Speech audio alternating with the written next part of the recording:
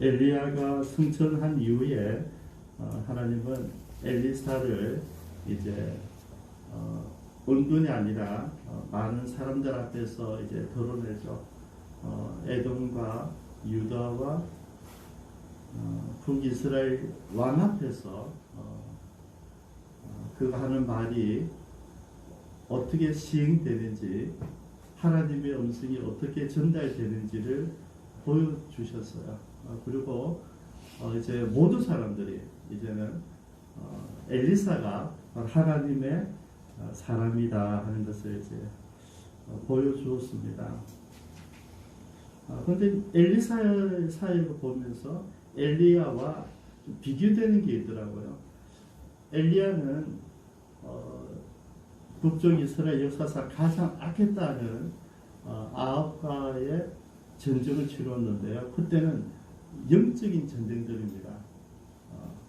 바알 다세를 믿는 선지자들, 그걸 추종하는 이세벨과 아합의 그 무리들과 그럼에도 불구하고 하나님은 살아계시다. 하나님이 천지 창조를 주관하고 계시다는 것을 이제 보여주셨죠. 우리가 잘 아는 갈멜산에서 그 정점을 이루었고요. 그리고 이제 그 시대가 지나가면서 하나님 따로 엘리사를 세우셨는데, 엘리사는 이제 오늘부터 계속해서 이제 우리 보게 되는데, 영적인 부분도 물론 타치하지만은 실제적인 삶에서 우리에게 하나님의 능력과 하나님의 살아계심과 하나님의 기름 부으심을 보여주는 그런 역할을 감당하고 있습니다. 어떻게 보면 이 시대를 우리가 사사 시대로 봤을 때 우리 기쁨창교의 모든 지체들이 사사로 살아야 되겠다는 게 우리 기쁨창교의 철학이잖아요. 그럼 실제적으로 우리가 생활 속에서 세상 문화 속에서 어떻게 살아가야지 되는지에 대해서 좀 오히려 엘리사가 실제화 시켜주고 있다고 생각합니다.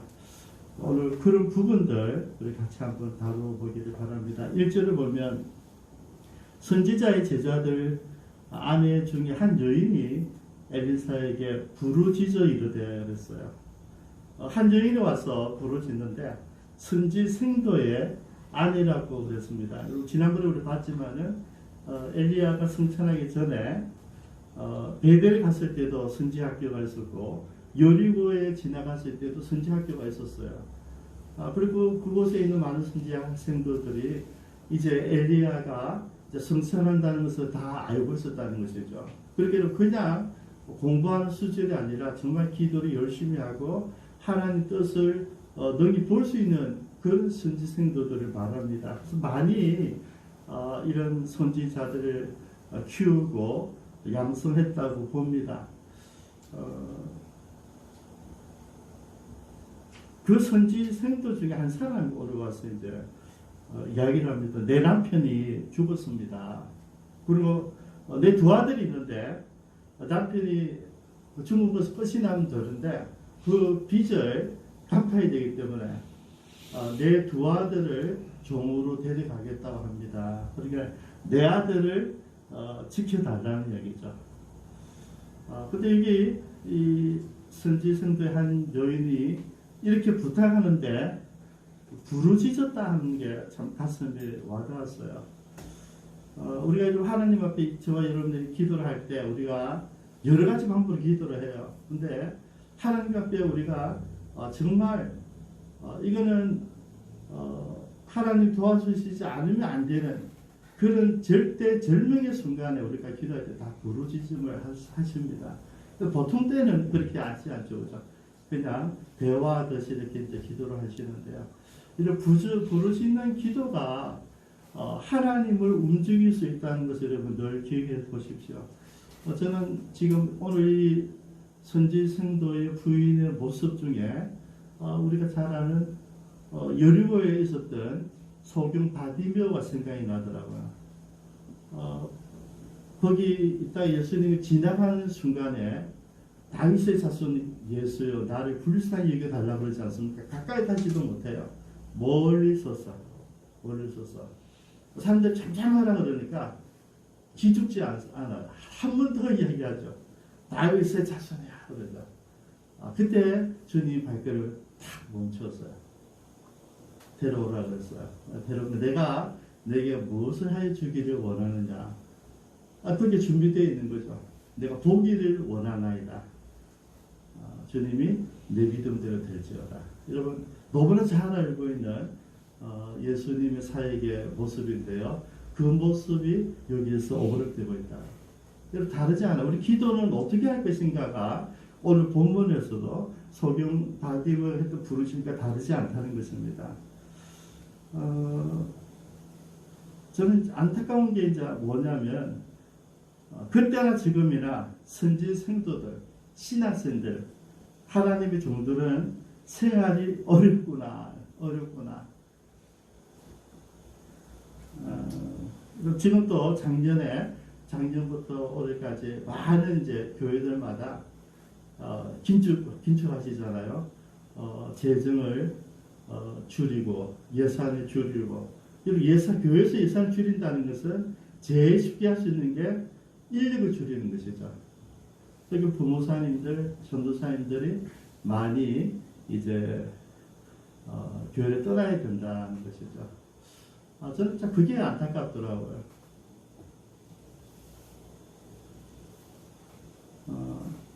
IMF 때도 그랬어요. 97년도도 많은 선교사들이 해외로 나가 있는데 후원하던 교회들이 갑자기 재정이 어려우니까 또 돈을 보내는 돈의 가치가 달라지니까 그러면 보내던 데서 2배로 보내야 되는데 거기서 더 줄어버리는 거예요. 그러니까 선교사는 늘 받던 데서 반을 받는 게 아니라 반의 반을 받게 되는 그런 상황에 이르게 되더라고요. 그래서 많은 선교사님들이 도를 수밖에 없었고 전 지금도 다르지 않다고 생각합니다. 근데 수천 년 전에 그때도 동일했다는 것이죠. 저는 이럴 때 좀 다르게 하길 바라요. 힘들 때 여러분 우리는 뭐 커피숍 안 가고 커피 한 잔 안 마셔도 돼요. 근데 여러분 그 선교사님들은 우리가 보내주는 돈이 마지막 돈이잖아요. 그죠? 그거 없으면 아무것도 할 수 없어요. 거기서 돈벌이를 할 수 있는 게 아니기 때문이죠. 그래서 오히려 어려우면 더 우리가 신경을 써서 섬겨야 된다는 것이죠. 저는 좀 안타까운 게 많은 신문들을 보면서 많은 교회에서 부교육자들 다 내보내는데요. 내보내지 않고 같이 살아가는 것을 연구를 해야 되는데 그게 너무 안타까워요. 지금 너무나 많은 목사님들이 다 나와 있어요. 뭐 할 수 있는 게 없잖아요. 왜냐하면 교회들마다 그것을 해결할 수 있는 방법이 없어요. 다른 교회도 똑같은 상황이기 때문에 그곳에서 뭐 어떻게 도와줄 수 있는 것도 아니에요. 저는 이럴 때에 교회가 오히려 그 사람들을 붙들고 부교육자들을 붙들고 선교사님들을 더 도와주는 것이 맞다고 생각합니다. 세상 기업은 내보내 살아요. 근데 교회는 함께 살아야 됩니다. 힘들고 어려워도 함께 사는 것이 교회의 모습이다 생각합니다. 이제 이 어려움이 왔어요. 그죠? 뭐 지금 같으면 이렇죠. 그죠? 내가 사수 투기했으면 되죠. 법적으로. 근데 그때는 그게 아니라 못 갚고 죽으면 그 가족들이 책임을 져야 되는데 못 갚으면 그 가족들을 종으로 이제 이렇게 팔아버리는 또 당연히 이 사람 체주는 그런 의무가 있어요. 자기가 권리가 있다는 것이죠. 그러니까 이제 그 문제를 가지고 이제 왔어요. 이제 와서 엘리사를 딱 대해서 얘기를 하는데 저는 당신이 우리 그 남편이 얼마나 하나님을 경외하는 자인 줄 알지 않습니까? 이거는 여러분 익명성이 있다는 얘기죠. 선생님 아시다시피 그죠? 내 남편은 정말 하나님을 잘 공경하는 사람이었습니다. 근데 그 이제 이야기 듣고 이제 2절에 이야기합니다. 엘리사가 그에게는 내가 너를 위하여 어떻게 하랴. 우리 쉽게 말하면 그럼 내가 어떻게 도와주면 되겠니 이렇게 물으시는 거잖아요. 그리고 이제 내 집에 무엇이 있는지 내게 말하라 그렇게 이야기를 합니다. 저는 내가 너를 위해서 무엇을 해줄까 이 이야기를 하는 사람이 얼마나 있을까 이게 또 생각이 되더라고요. 우리가 어려워서 왔는데 우리는 그를 도와줘야 돼요. 그죠? 교회는 예수상이들은 이걸 할 줄 있어야 돼요. 우리에게 누군가가 왔을 때, 우리에게 도움을 청하러 왔을 때 우리는 무엇을 해줄 수 있을까를 고민하는 것이 되어야 됩니다. 그렇게 지금 이 아내는 한 여인은 무엇을 얘기합니까? 내 아이를 지켜달라는 거잖아요. 내 아들을 지키고 싶다는 거잖아요. 그때 저 질문하죠. 그럼 너희 집에 있는 게 뭐니? 우리는 보통 내게 없는 거를 생각해요. 없는 거. 돈만 있으면 되는데, 내가 재능만 있으면 되는데, 건강만 있으면 되는데, 자꾸 이런 걸 우리가 생각하는데 없는 것을 자꾸 생각해요. 근데 엘리사는 너희 집에 지금 있는 게 뭐가 있니? 물었어요. 그래 기름이 조금 남아있다는 거죠. 기름 조금 남아있다. 네, 그것으로 시작하는 거죠. 그걸 가져오라. 기름 한 그릇 외에는 아무것도 없나이다. 그죠? 이게 우리들이 이제 법이겠죠. 근데 선지자는 달라요. 기름 외에 아무것도 없다 그러니까 그 기름이 있다는 것을 보신 거죠. 그죠? 남아있는 그 기름을 보는 거죠. 그래서 밖으로 나가서 이웃들에 가서 빈 그릇을 빌려라. 그리고 많이 빌려라 얘기했어요. 뭐 얼마나 빌릴지 모르겠어. 어쨌든 집에 그릇에 가득 놓고 이제 엄마는 남은 기름병을 가지고 그릇이 따르기 시작합니다. 놀라운 것은 따르는 순간부터 이제 기적이 일어나는 거죠. 한번 조금 남아있는 건데 큰 그릇에 다 계속 부어지는 거예요. 다른 그릇 또 붓고 또 붓고 이러면 하나님의 종의 이야기에 순종했을 때 일어난 기적이에요. 이게. 여러분 분명히 기억하십시오. 하나님께서 이야기하실 때, 하나님 사람이 얘기했을 때 거기에 순종할 때 기적이 동반되는 거예요. 우리 그걸 잘 몰라요. 순종이에요. 물이 포도주로 변했을 때도 마찬가지고요. 지금도 마찬가지예요. 그냥 부어요. 그냥 계속 부어요. 그릇이 계속 부어요. 근데 이제 또 빨리빨리 그릇 대 하는데 엄마 이제 그릇이 없어요. 빈 그릇이 없다는 거죠. 없어요 한 순간 기름이 딱 그쳤어요. 이런 우리가 잘 아는 내용인데 우리가 준비하는 그릇이 뭡니까? 우리 그릇입니다. 우리 역량이죠. 그죠? 비리라면 내가 여러분 그 사람들과 관계, 이웃과의 관계 이런 모든 것이 순탄하고 잘 돼야 돼요. 전혀 모르는 집에 가서 똑똑할 수 없잖아요. 그러면 내가 그릇을 빌릴 수 있는 다양한 집들, 내가 평소에 많은 사람들하고 관계를 하고 있었어야지 얻어지는 그릇들입니다. 저는 여기서 우리 크리스천들의 모습이 좀 생각이 되더라고요. 우리가 어떻게 살 것인가? 우리가 오직 하나님만 보고 교회 안에서만 하나님 말씀만 보고 살 것인가? 아니면 우리는 어차피 세상 속에 있기 때문에 내 이웃과 또 우리가 직장 동료들과 내 고향 사람들과 더불어서 살아가야 되지 않습니까? 그럴 때 우리의 삶이 어떠해야 되느냐? 이게 그릇의 차이예요. 여러분 그릇을 얼마나 많이 준비했느냐는 중요하지 않은 것 같아요. 그리고 뭐 기름이 얼마나 모아져야 그게 중요하지 않고요. 저는 이 관계라고 보는 거죠. 내가 준비해냈을 때 얼마만큼이 아니라 내가 할 수 있는 최대한으로 그릇을 모았다. 그러면 많은 사람들과 교제하기 때문에 많이 준비가 되었을 것이다. 그러고 나서 이제 다 그쳤을 때 여인이 하는 태도가 이런 중요합니다. 그래서 끝났어요. 그러면 아깝다. 우리가 좀 더 먹을 걸. 우리가 좀 더 옆집에도 뒷집 사람으로서 그냥 지나쳤는데 들어가서라도 가지고 왔어야 되는구나. 이렇게 생각했겠습니까? 아니에요, 여러분. 하나님의 사람들이 살아가는 것은 일용할 양식이에요. 그냥 내가 최선을 다했기 때문에 여기까지 만든 거예요, 여러분.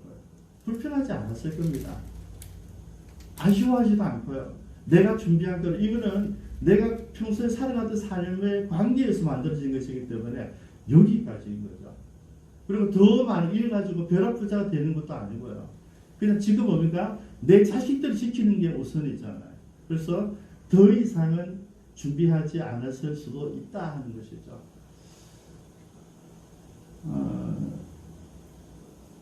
그 다음에 이제 한 게 뭐냐면 이 기적의 현장을 우리가 경험했지 않습니까? 나와 두 아들이 경험했습니다. 이것을 이제 선지자한테 보고하러 가는 거예요. 그래서 이게 보고가 여러분 뭔지 아시죠? 하나님께 우리 감사하는 것이고요. 이게 간증하는 거예요. 보고하러 가는 거죠. 정말 선생님 말씀대로 해보니까 이런 일이 일어났습니다. 이렇게 그 다음에 이제 7절을 보면 이야기를 합니다. 그가 이르되 너는 가서 기름을 팔아 빚을 갚고 남은 것으로 너와 내 아들이 생활하라. 여러분 이 기름이 좋은 기름이었을 것이고 이 기름이 충분히 모아졌을 것이고 빚을 갚고 여러분 빚을 절대 갚을 수 없는 금액이기 때문에 아들을 지금 다 데려간다는 거잖아요. 근데 이 기름이 어느 정도인지 모르고 얼마나 비싼 건지 모르는데 빚을 갚게 됐다는 얘기죠. 그리고 두 아들과 함께 생활하라는 것이죠. 저는 그래서 그릇이 얼마나 있느냐가 아니라 두 아들과 이 과부가 살아가는데 충분한 양이었다고 생각하는 거죠. 그리고 지금은 내가 평생 먹고 사는 것이 아니라 지금 내가 생각하는 것이거든요. 여기까지 이 가족들이 하나님의 주시는 은혜를 경험했다는 것을 좀 생각이 되었습니다. 저는 오늘 이 말씀을 가지고 우리가 두 가지만 같이 나누기를 원합니다. 우리가 하나님 앞에 내 문제가 드러났을 때 여러분 부르짖기를 바랍니다. 고민하고 걱정하고 이런 것까지 내가 얘기해야 될까? 무슨 선교하는 일도만 돼. 우리 선교사님 게스트 하우스, 이 조이풀 하우스 이것도 바쁜데 이런 것 소소한 것까지 내일인데 우리 집안 빚인데 이런 걸 기도해야 될까? 오늘 얘기는 뭡니까? 기도하라는 이야기죠. 여러분들 소소한 일들, 가정사도, 여러분의 자녀들의 문제도, 우리 직장의 문제도 전부 다 뭡니까? 부르짖으라는 거예요. 적당하게 얘기하지 말고 하나님께 간절히 부르짖으면 하나님은 반드시 해결해 주신다. 믿습니까? 네.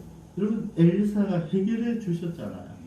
여러분 우리에게 있는 걸 가지고 우리는 없다고 생각하고 죽었다 생각하고 봤단 말이에요. 근데 내가 가진 것이 뭐가 있느냐. 저는 이게 참 가슴이 와닿더라고요. 내게 있는 게 뭐가 있을까. 여러분 우리가 할 수 있는 게 많아요. 여러분과 제가 아무것도 없어. 건강도 있잖아요. 돈을 벌려고 해도 여러분 내가 할 수 있는 것들이 있어요. 우리는 없다고 생각하는데 실제는 많이 있는 거죠. 엘리사 그걸 끄집어낸 거죠. 이게 어떤 기름인지 진짜 모르겠어요. 그죠? 우리가 말하는 짠뻔한 기름인지 그런 모르겠는데 아니면 정말 비싼 기름인지 잘 모르겠어요. 근데 그걸 가지고 그죠? 여러분 이것도 오버랩 되지 않습니까? 가져오니까 어떤 일이 나요? 계속해서 물이 포도주로 만들어지듯 그죠? 보리떡 5개와 물고기 2마리를 5,000명을 먹이듯 이런 그런 기적들이 여기에서 계속 일어나고 있다는 것이죠. 그래서 오늘 본문의 말씀을 묵상하면서 예수님이 하셨던 일들이 그대로 다 오버랩 되는 거예요.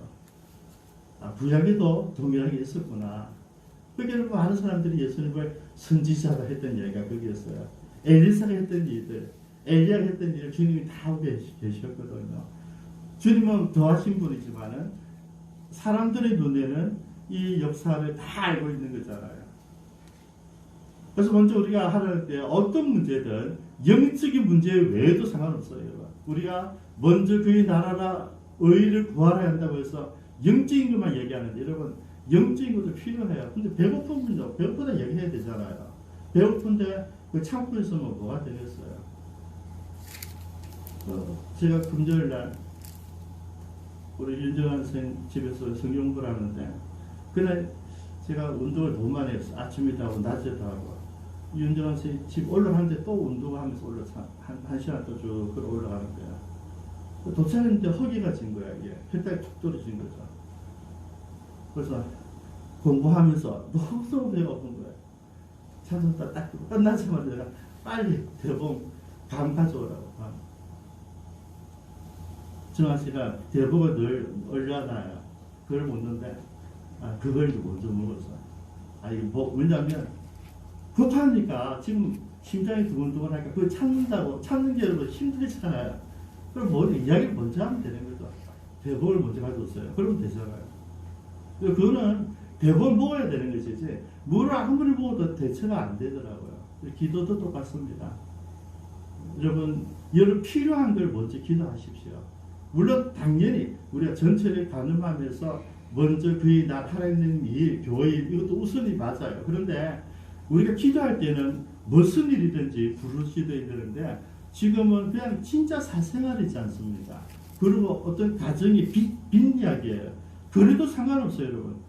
우리가 하나님께 가져오면 해결책이 있더라고요. 그죠? 엘리사가 정확하게 해주잖아요. 여러분, 우리에게는 엘리사가 아니라 하나님이 계시잖아요. 하나님도 똑같습니다, 여러분. 우리가 가져온 모든 것을 보고 알고 계시기 때문에 더 정확하게 설명해 주시는 것이죠. 이 시간 우리 같이 한번 기도하기를 원합니다.